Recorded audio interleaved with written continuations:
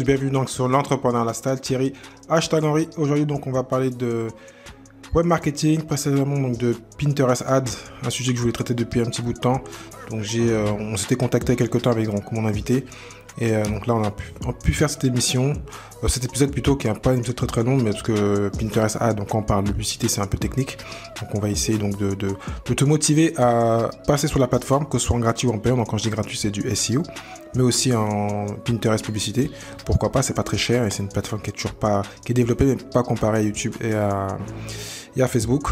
Donc je te dis tout, après on va remercier le sponsor.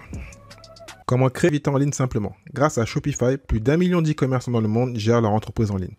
Ils ont tous fait confiance à Shopify pour créer leur boutique. Shopify propose des thèmes gratuits et complets pour lancer ta boutique rapidement. Shopify s'occupe de tout, du marketing et des paiements aux transactions sécurisées et à l'expédition. Tu vas aussi obtenir des conseils étape par étape pour t'aider à lancer et à développer ton entreprise en toute sécurité. Essaye pendant 14 jours sans risque avec le lien suivant: thierry-henry.fr/shopify, thierry-henry.fr/shopify, SHOPIFY. De retour donc après avoir remercié le sponsor, donc j'ai aujourd'hui donc avec moi Luc Bermond, donc qui est un expert Pinterest qui accompagne déjà donc plus de 20 marques donc depuis un certain nombre d'années. Il est aussi donc spécialisé donc en SEO, mais là on va plus parler donc de ads, donc de Pinterest Ads. Quand je dis SEO, c'est donc, je répète, référencement dans Pinterest. Donc si tu as un site ou un business, comme tu vas le voir dans l'épisode, donc il a aidé donc Chloé Bloom, David Laroche et d'autres business dans le développement personnel, mais pas que. Donc il va pouvoir donc t'accompagner et t'aider sur la partie donc référencement naturel avec Pinterest, dont j'ai souvent parlé. Donc je mettrai aussi des liens d'autres vidéos et d'autres articles que j'ai fait, mais surtout sur la partie publicité. Donc je sais qu'en France, certains n'aiment pas donc dépenser de l'argent pour avoir du lead, mais là tu vas le voir, il y a vraiment un intérêt, surtout que c'est pas cher. Donc si tu as un petit budget et que tu veux tester, je te conseille de bien écouter l'épisode, d'aller jusqu'à la fin et de ne pas hésiter à aller donc consulter le site donc, de Luc. Donc je te dis à tout de suite donc avec Luc Bermond. Salut Luc, comment tu vas? Très bien Thierry, et toi? Oui, très bien, merci. Merci de prendre le temps donc, de nous parler de Pinterest Ads. Ça fait un bout de temps que je voulais en parler, donc quand je dis ad publicité, parce qu'on a souvent parlé de Pinterest ici. Moi, j'en ai parlé beaucoup sur ma chaîne, mais là, on va parler vraiment de la partie un peu technique pour ceux qui veulent gagner du temps et mettre un peu de cash et aller plus vite, on va dire. Donc, je te laisse te présenter et ensuite, on va partir donc sur l'épisode. Yes, avec plaisir. Déjà, merci beaucoup Thierry pour cette invitation, ça fait super plaisir. Donc moi, je m'appelle Luc Bermond, je suis fondateur de Peanuts Consulting. En fait, j'ai monté une agence il y a 2 ans et demi uniquement spécialisée sur Pinterest et Pinterest Ads. Donc on est vraiment uniquement spécialisé sur cette plateforme, sur la partie organique et la partie publicité. Et notre grand focus est surtout sur cette partie publicité. Donc depuis, voilà, on a pu accompagner des très grandes marques sur la plateforme, également des infopreneurs assez connus comme David Laroche, Chloé Bloom, pour cette partie influenceur, infopreneur, vente de formation qui fonctionne très bien, génération de leads sur Pinterest, et après des e-commerce et des grandes marques. Donc, on est focus uniquement sur Pinterest. On accompagne différents types de clients et du coup, au fur et à mesure des années, j'ai pu prendre une bonne expérience sur la plateforme et j'espère que je vais vous partager des bons conseils par rapport à Pinterest Ads, et c'est mon intention en tout cas. Ok, avec grand plaisir. Je vais te poser plein de questions. Comme je t'ai dit un peu en off, moi j'aime bien Pinterest, c'est une plateforme que j'aime beaucoup parce qu'elle est un peu oubliée. Après ça, qu'à la base, on l'aime bien pour le SEO, la partie SEO, mais aussi le côté ads, parce que c'est vrai que quand on arrive sur une plateforme où c'est un peu nouveau, souvent c'est plus cool, parce que moi je viens de l'affiliation, donc quand c'est nouveau, on est plus cool. Après, comme a fait Facebook et d'autres ont un peu limité les affiliés et ceux qui font un peu des choses borderline, entre parenthèses, sans faire du black hat. Hein. Donc voilà. Avant juste que je rentre, parce que c'est ça que souvent je ne le fais pas, quel est ton parcours avant ça, pour mieux te connaître? Yes. Avant ça, du coup, moi, j'étais directement aux études. J'avais fait un DUT en statistique. Oui. Et puis après, j'ai lancé mon business en parallèle des études. Et ça a rapidement pris, parce que pour la petite histoire, Chloé Bloom, une personne qui est assez connue dans le domaine de l'infoprenariat, c'était ma Et cliente. qui a un super podcast, je mettrai le lien. Ouais, qui est un super podcast aussi. C'était ma première cliente. Donc, à l'époque, elle était beaucoup moins connue. Elle avait 30 000 abonnés, etc. Et au final, j'ai aussi profité de sa croissance. J'ai eu une bonne croissance avec elle. Et après, pareil pour David Laroche, c'était mon client numéro 2. Donc, je suis arrivé avec un positionnement assez unique pour l'époque. En 2019, il y avait très peu de personnes qui faisaient du Pinterest. Du coup, je suis rapidement arrivé à accompagner des gros clients. Et donc, c'est monté petit à petit. Donc voilà, parcours scolaire assez classique. Et puis après, j'ai directement monté mon business en parallèle des études pour arrêter mes études. Après 6 mois d'activité de mon business où ça a fonctionné super bien. Bon, je suis obligé de te poser la question parce que moi qui suis podcasteur et que c'est comme ça que j'ai connu Cooley Blue, même si elle a aussi une chaîne YouTube, enfin c'est les deux, hein. Mais David Laroche, c'est pareil, il est un gros YouTuber, mais les deux sont très bien classés dans les podcasts. Est-ce que donc toi, t'as proposé donc du Pinterest Ad pour leur produit d'infopreneur et coaching pour Chloé, mais sinon aussi pour faire grandir leur podcast? Les deux. Ah, Chloé de base ont été sur une stratégie organique, parce qu'en 2019, la publicité sur Pinterest, elle était moins puissante et il n'y avait pas trop de conversion. Ça amenait beaucoup de trafic, mais très peu de conversion. Du coup, pour Chloé, on avait une stratégie à l'époque 100% organique au démarrage qui redirigeait vers la chaîne YouTube et les podcasts. Et ça a aidé, ça a amené pas mal de visiteurs vers les podcasts. Et également, ça a aidé le référencement parce qu'il y a un double travail qui est fait avec Pinterest. Quand on se référence bien sur Pinterest, ça aide donc à être en première position sur Pinterest, mais aussi sur Google, ça aide le référencement parce que ça crée des backlinks, donc des liens de redirection qui pointent vers les articles de blog et ça Google aime beaucoup et du coup met beaucoup plus en avant les différents podcasts. Donc il y a eu ce double effet et après une fois que la publicité était de plus en plus mature sur la plateforme, là on a fait différents lancements et des campagnes d'acquisition de leads qu'on fait toujours à l'heure actuelle pour aller chercher de nouveaux prospects, toujours dans cette thématique-là. Donc, Chloé, elle est dans le domaine du dev perso et David Laroche aussi. Donc, on cible des personnes qui ont des centres d'intérêt similaires ou qui tapent des requêtes et des mots-clés dans cette thématique-là. donc c'est bizarre, j'avais un tronc commun avec plein de questions, mais là je suis obligé de poser des questions qui viennent naturellement comme ça. Et donc moi dans ma tête tu faisais que du Pinterest, donc tu fais aussi du Pinterest classique ici aussi alors. Ouais, parce qu'en D'accord, fait, ok. ce qui se passe, c'est que faire que du Pinterest Ads à 100%, on ne peut pas avoir énormément de performance dans le sens que Pinterest, il faut vraiment le voir comme un écosystème où il y a tout qui va être corrélé, que ce soit la partie organique, la partie image de marque du compte, d'avoir un compte bien solide, bien brandé avec de belles images, de belles vidéos, de belles épingles. Donc, quand je dirais épingles dans le podcast, c'est les images et vidéos qui sont présentes sur Pinterest. C'est très important d'avoir une bonne image de marque sur le compte, d'avoir une partie organique et tout ça, ça va aider la publicité. Et même la publicité, après, va aider justement à booster aussi certaines images en organique. Donc, c'est vraiment un cercle vertueux et c'est vraiment un écosystème qu'on plug et qui permet d'avoir de bons résultats. Faire juste de la publicité Pinterest, ça peut fonctionner, mais derrière, c'est beaucoup mieux de créer un écosystème au global qui va permettre de maximiser les résultats. Bon, maintenant qu'on a bien posé le décor, qu'on a bien compris qui étaient tes clients, qui tu étais, donc pourquoi utiliser donc Pinterest Ad par rapport aux autres, que ce soit Facebook, YouTube, Bing, même si Bing je crois maintenant et moi, j'en ai fait un peu, mais TikTok, Insta, Mhm. pourquoi une Pinterest Ad et pour qui? Yes. Alors, je vais commencer par déjà vous présenter l'audience qui est présente sur Pinterest, que Pinterest n'est pas adapté pour tous les e-commerce ou pour tous les sites web. L'audience de Pinterest, elle est majoritairement féminine. Donc, ce que je conseille en 2022 encore, c'est de vous lancer sur la plateforme si vous avez une majorité de femmes qui visitent votre site web, parce que en fait, l'algorithme de base, c'est l'audience qui est présente sur cette plateforme et le nombre d'hommes, il est en train de croître, mais ça se fait petit à petit pour avoir cette transition. Donc, au global, donc Pinterest, il faut vraiment le voir comme une plateforme pour l'instant où il y a une majorité de femmes. Donc, il faut partir dans cette direction-là si vous avez un site avec cet avatar client-là. Après, par rapport aux avantages de Pinterest Ads, déjà, c'est la concurrence, elle est beaucoup moins importante que sur Facebook Ads. Moi, en 2019, quand je m'étais lancé, j'étais l'un des premiers à me lancer sur la plateforme en tant qu'agence. Depuis, il y a un peu plus de personnes qui se sont lancées, mais ça reste encore un réel océan bleu comparé à Facebook Ads où il y a tout le monde qui est dessus. Il y a tout le monde qui fait de la publicité. Vous êtes directement en concurrence avec des grosses marques comme Nike, Sephora, etc. Sur Pinterest, il y a des gros comptes qui ne sont pas encore présents. Par exemple, il y a Chanel dans la thématique de la beauté qui ne sont pas présents sur Pinterest. Donc, c'est assez dingue vu la taille de la marque. Donc, il y a des gros comptes qui ne sont pas présents. Et du coup, ça fait qu'on a des coûts publicitaires à peu près 8 fois moins chers que sur Facebook Ads. Ça dépend des périodes de l'année.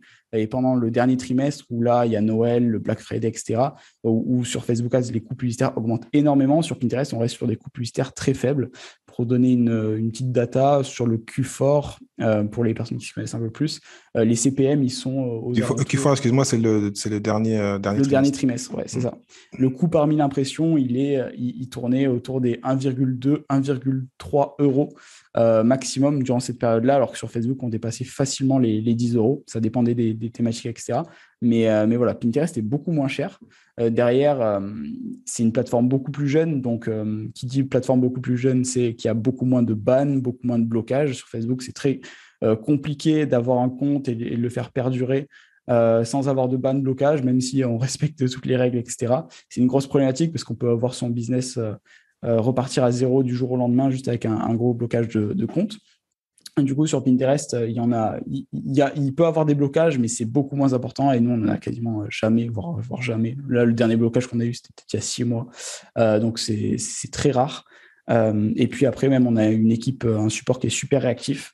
Du coup, même si on se fait bloquer, on peut envoyer un mail et directement dans les 2 heures, on est débloqué. Donc, en termes d'avantages, on est là-dessus.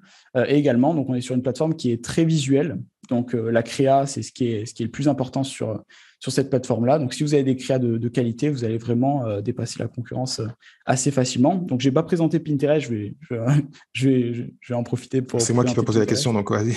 Ok, donc Pinterest, c'est un moteur de recherche visuel. Donc, on a beaucoup de personnes qui sont en quête d'inspiration, qui cherchent de nouvelles idées.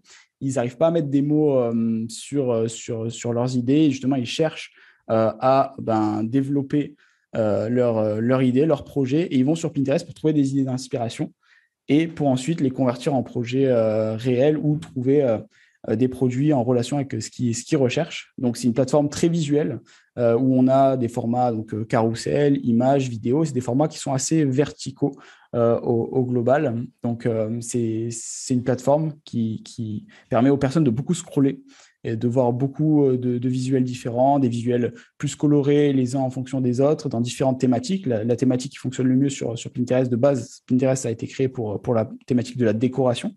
Mais après, maintenant, c'est super large. On va sur différentes thématiques. On a parlé en début de podcast sur du développement personnel, par exemple.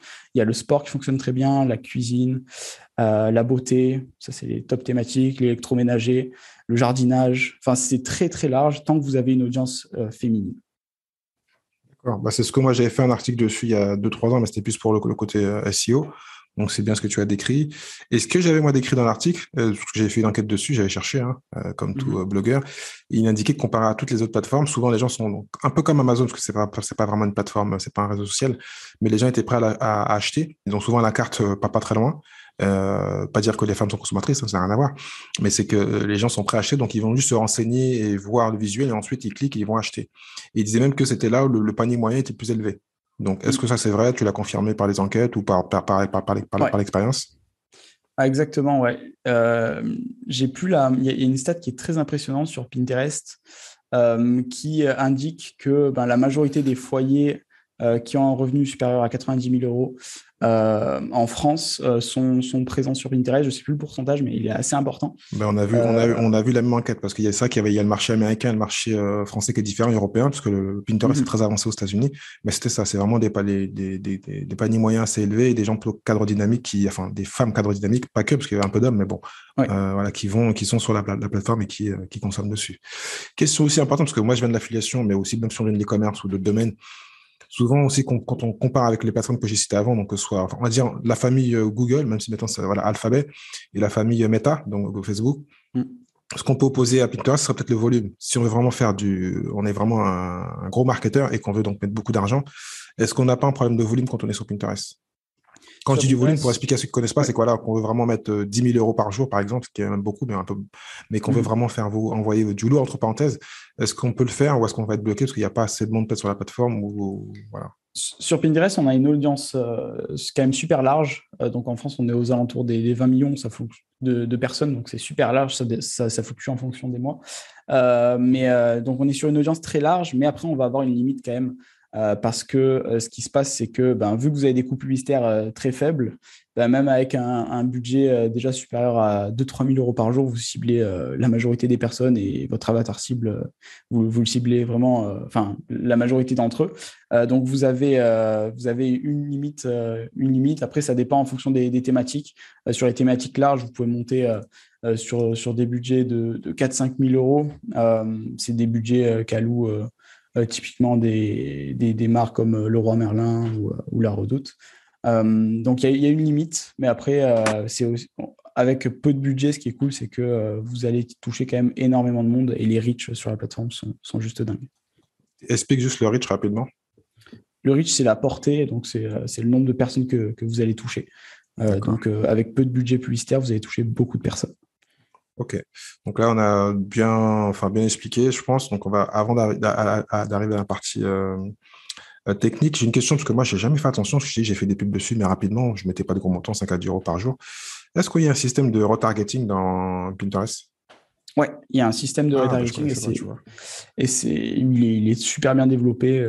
Il est à peu près similaire à Facebook pour cibler les visiteurs, les ajouts au panier, exclure les clients. Il y a exactement le même détail que sur Facebook.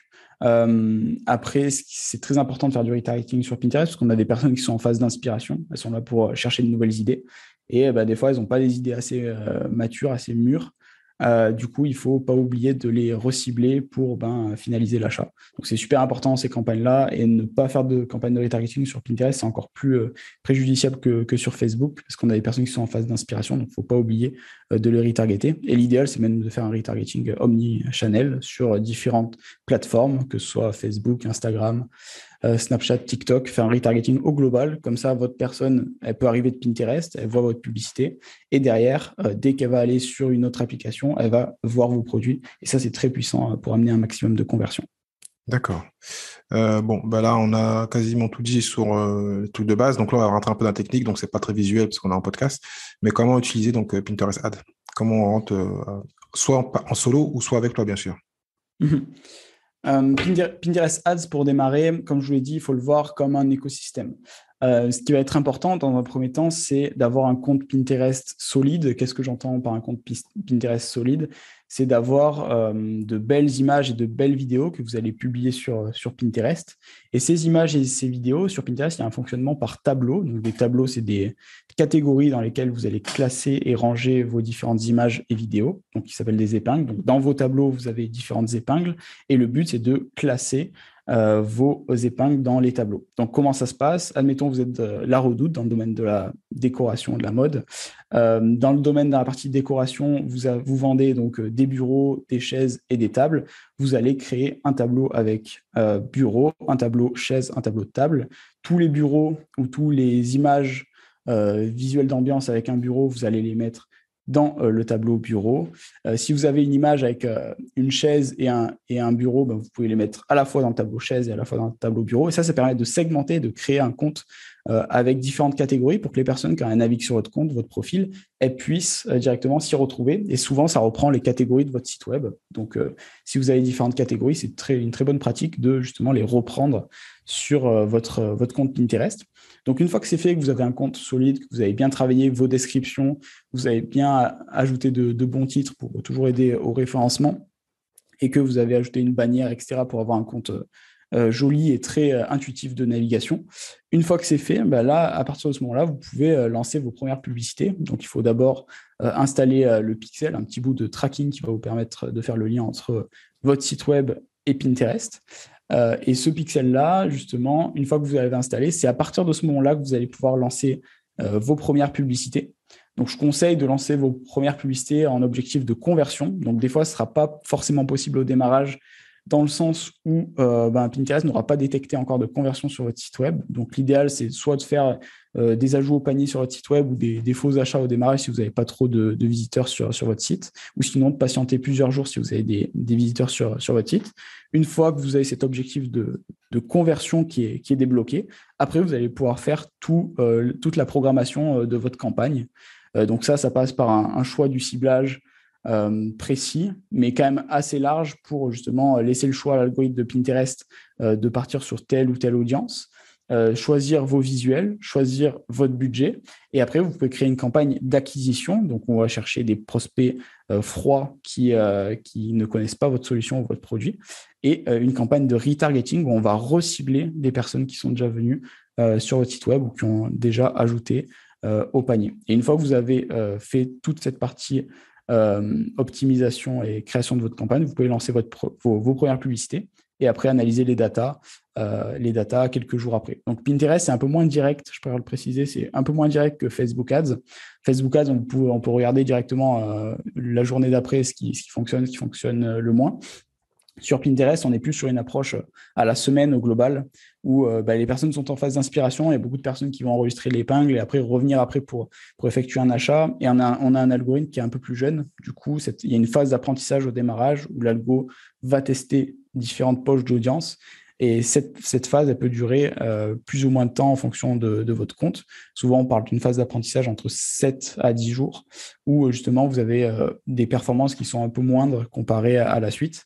Et ça, c'est parce que l'algorithme va effectuer beaucoup de tests pour savoir dans quelle direction il va pivoter pour vous apporter un maximum de résultats. Donc après, il faut regarder ces datas.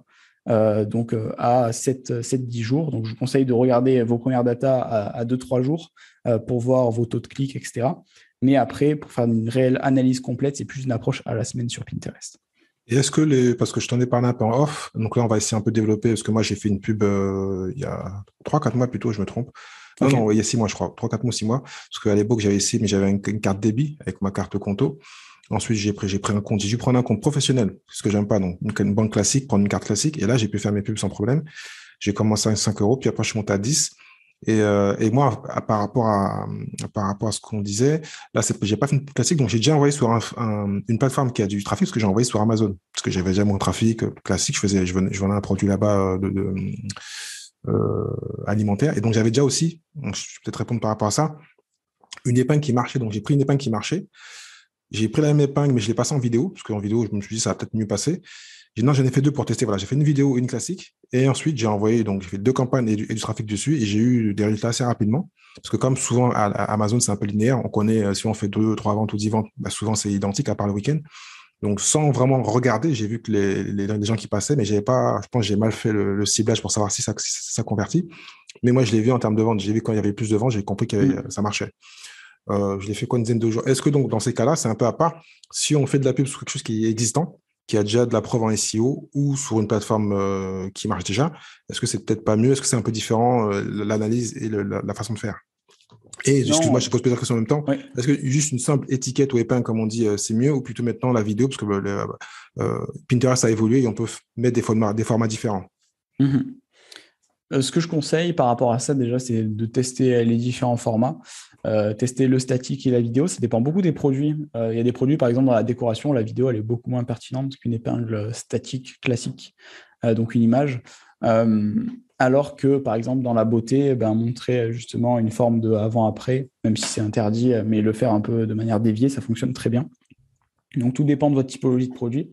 Mais si on voit réellement l'utilisation d'un produit, il vaut mieux partir sur de la vidéo. Et après, il n'y a que le test qui pourra vous le dire. Ce que je voulais préciser aussi, c'était que... Est-ce que tu peux juste me répéter ta première question que j'y réponde avant de partir dans une autre direction? Moi-même, tu vas me perdre, je crois. La première question, oui, est-ce qu'on peut l'envoyer? Oui, est-ce que donc on peut l'envoyer sur quelque chose qui est déjà chaud, donc sur une épingle qui est déjà créée, donc SEO, comme ça va. Parce que souvent, on peut se dire si ça marche en SEO, ça marchera en pub. C'est pas une obligation, mais ça peut être intéressant. Parce que voilà. C'est souvent le cas. C'est souvent le cas quand on a une épingle qui marche bien en SEO. Elle marche souvent très bien en ads. Après, même ce que je vous conseille, si vous avez du contenu qui marche bien sur Facebook Ads, rien ne vous empêche de le décliner au format Pinterest, donc un format un peu plus vertical, que ce soit donc une image au format un peu plus vertical ou une vidéo au format vertical, et le mettre sur Pinterest et le tester. C'est une vidéo ou une image qui est déjà validée par Facebook Ads, par exemple, qui fonctionne bien sur la plateforme. Donc, c'est très intéressant de le tester parce que si ça fonctionne sur cette plateforme, il y a de fortes chances que ça fonctionne sur Pinterest, même s'il y a beaucoup de différences quand même entre ces deux plateformes. Les utilisateurs ne sont pas là sur Facebook, ils sont là pour se distraire. Sur Pinterest, ils sont là pour s'inspirer. Donc, c'est pas exactement la même mentalité en termes de personnes, mais on a des personnes sur Pinterest qui scrollent beaucoup. Donc, même si vous avez des pages assez longues et avec des appels à l'action qui sont assez en bas de page, les personnes scrollent beaucoup et vont souvent beaucoup en bas de page. Donc, c'est cool parce que ça éduque beaucoup les personnes. Les personnes, elles connaissent bien votre produit, elles vont aller en profondeur et pas juste en surface. Donc, à ce niveau-là, je vous conseille, si vous avez quelque chose qui marche bien sur une autre plateforme, et Facebook Ads en particulier, de le transférer sur Pinterest, parce qu'il y a de fortes chances que ça fonctionne. Et après, par contre, il faut bien suivre les codes de Pinterest au démarrage pour pas justement partir sur une image qui serait ou une vidéo qui serait au format carré, qui pourrait vous pénaliser en termes de taux de clic. Donc, tu me disais aussi, pour ceux qui vont le faire en solo, sans passer par un consultant comme toi, donc l'équipe est plutôt bien, parce que moi, j'ai pas contacté l'équipe, mais l'équipe est plutôt cool, et donc s'il y a des soucis, donc tu peux contacter et avancer avec eux. Ouais, l'équipe est plutôt cool. Après, nous, on ne suit pas du tout leur stratégie parce que, enfin, au démarrage, on les avait un peu suivis, mais au final, c'est pas les meilleures stratégies. Enfin, on a découvert des stratégies beaucoup plus puissantes qui nous permettent d'avoir plus de résultats. Donc, ce que je conseille surtout au démarrage, c'est vous pouvez suivre les équipes de Pinterest sur la partie créative. Après, la partie ciblage, je trouve que c'est pas la chose la plus pertinente de les suivre dans le sens où les conseils sont pas forcément adaptés en fonction. Enfin, ils vont donner les mêmes conseils à la Redoute qu'à un shop qui démarre. Du coup, ils ont une équipe très réactive qui est cool, mais en termes de ciblage et de stratégie d'enchère, etc., de budget, je vous invite pas à les suivre forcément, mais ils sont très forts sur la partie créa.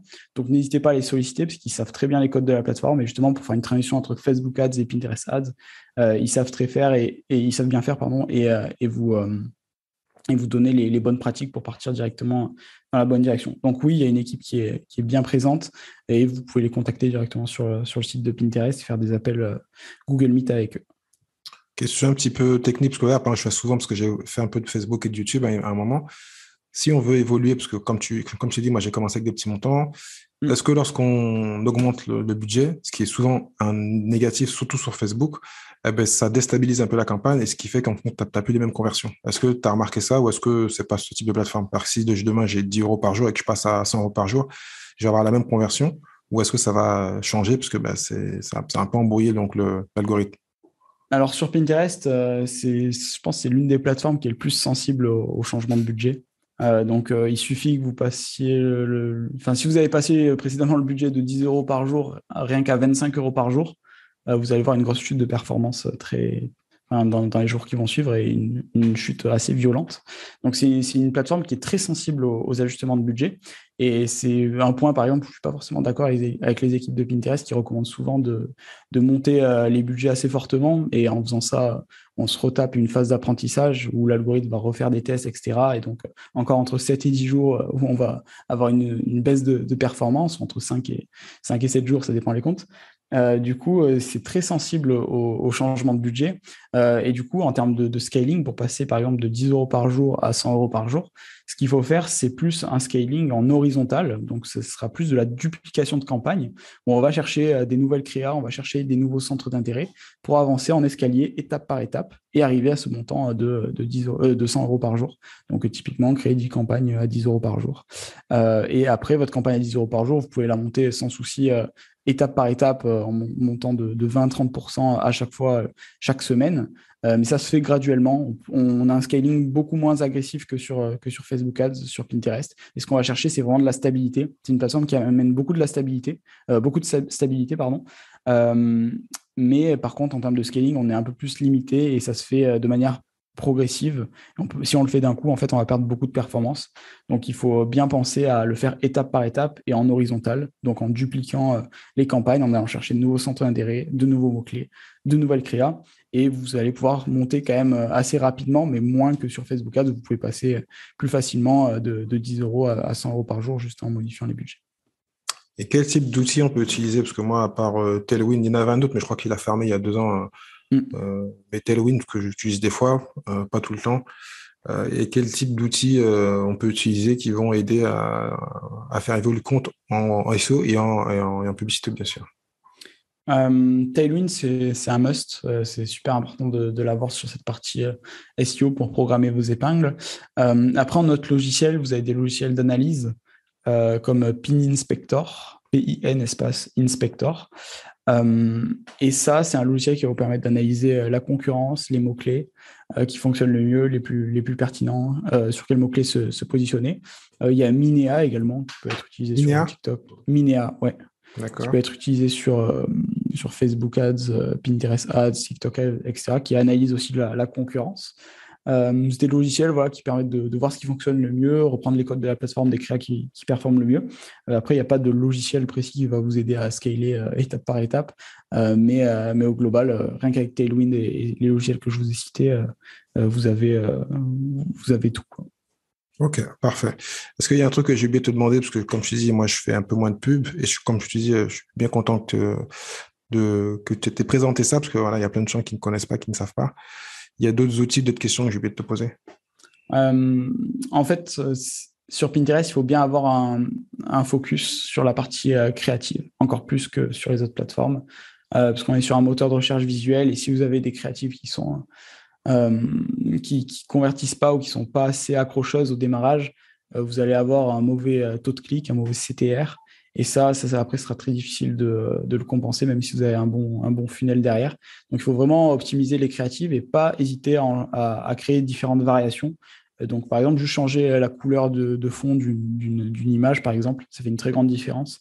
Juste faire des petites variations, mais des fois, rien que de faire ça, ça va vous faire un x2 en termes de taux de clic. Donc, il faut vraiment mettre un point d'attention par rapport à ça et ne pas hésiter à faire des variations et toujours en tester. Vraiment, toujours être en testing continu de créative, d'images ou de vidéos. Parce que si vous vous arrêtez à un moment, bah derrière, vous allez avoir un overlap sur les semaines, voire mois à venir. Donc, ce n'est pas quelque chose qui est très important sur Pinterest. L'overlap, il n'est pas si présent comparé à Facebook Traduis Ads. le verlab pour ceux qui ne connaissent pas. L'overlap, c'est un épuisement des publicités où les mêmes publicités vont être montrées toujours aux mêmes personnes. Du coup, vous allez avoir beaucoup moins d'interactions sur celles-ci. Donc, il ne faut pas hésiter à les modifier, à faire un rafraîchissement assez constant, toutes les 2 semaines au minimum, pour justement enlever les créas qui performent le moins et les remplacer avec de nouvelles que vous allez tester.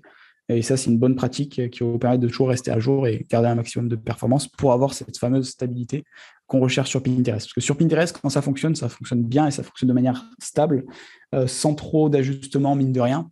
En fait, le but sur Pinterest, et là où 90% des personnes échouent, c'est passer cette phase des 7 à 10 jours où vous allez avoir moins de performance. Mais après, une fois que vous avez passé ça et que vous avez de la stabilité, derrière, c'est presque un revenu passif, Pinterest. Et le but, c'est d'empiler les différentes campagnes pour derrière avoir une stabilité au global qui va vous permettre d'être vraiment serein sur la suite. Et il y a très peu de chances que vos campagnes baissent si vous restez sur des ajustements qui ne vont pas perturber l'algorithme. Ok, bon, c'est plutôt clair. Je vais donc mettre les liens vers ton site pour ceux qui veulent donc utiliser ton service. Je vais te poser donc les 5 questions que je pose à tous mes invités. Quel est le business dont tu rêves à part celui que tu fais actuellement? Hum, Le business d'infoprenariat, j'aime beaucoup. Ouais. J'aime beaucoup cette partie-là. Donc, j'ai une formation en ligne qui peut faire partie de cette catégorie-là. Mais j'aime beaucoup cette thématique-là, dans le sens où la partie vente en ligne, le potentiel de scaling, il est illimité. Et derrière, on peut toucher beaucoup de personnes. Donc j'aime beaucoup cette partie-là, sachant qu'on peut avoir des produits qui peuvent vraiment changer la vie des personnes. Moi, j'ai suivi beaucoup de formations à mes débuts et ça m'a beaucoup aidé. Donc ouais, ce serait un business comme ça, mais pas relié au business directement, plus partie dev perso. D'accord. Quelle est ta meilleure expérience en tant qu'entrepreneur ou investisseur?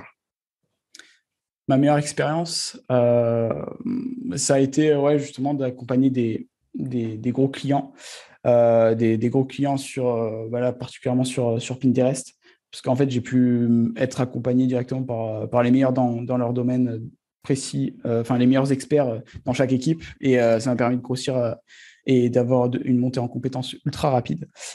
Du coup, ouais, ça a été, on va dire, l'ensemble des clients des gros clients que j'ai pu acquérir ces derniers temps. Ok. Quel est pour toi le meilleur levier pour devenir entrepreneur?